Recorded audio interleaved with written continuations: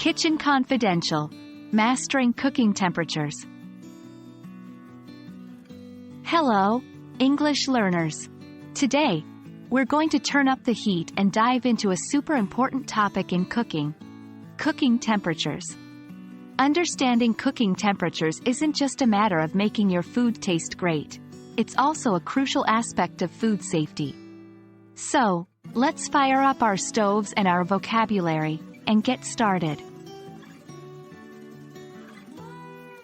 Before we dive into the specifics, let's understand why cooking temperatures are important.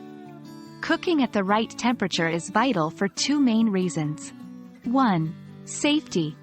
Cooking at an adequate temperature kills harmful bacteria and pathogens that could make us sick. 2. Quality. Cooking at the right temperature can enhance the taste and texture of the food. So, always remember: safety and quality.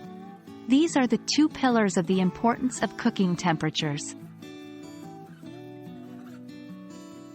Now, let's explore some common cooking temperatures and the vocabulary associated with them. 1. Raw. When food is not cooked at all. Raw food needs to be fresh and clean, especially when we talk about fruits, vegetables, or sushi. 2. Rare.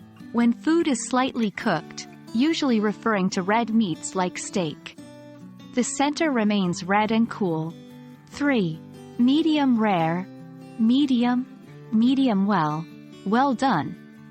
These terms are used to describe the level of doneness of meats, from lightly cooked to fully cooked.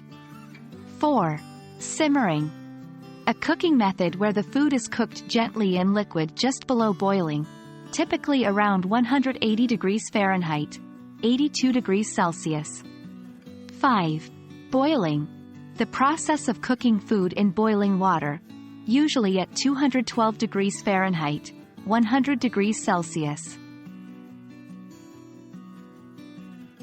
There are also safe minimum internal temperatures that certain foods need to reach to ensure they are safe to eat. Let's go over a few. 1. Poultry, like chicken and turkey, 165 degrees Fahrenheit, 74 degrees Celsius. 2. Ground meats, like hamburger, 160 degrees Fahrenheit, 71 degrees Celsius. 3.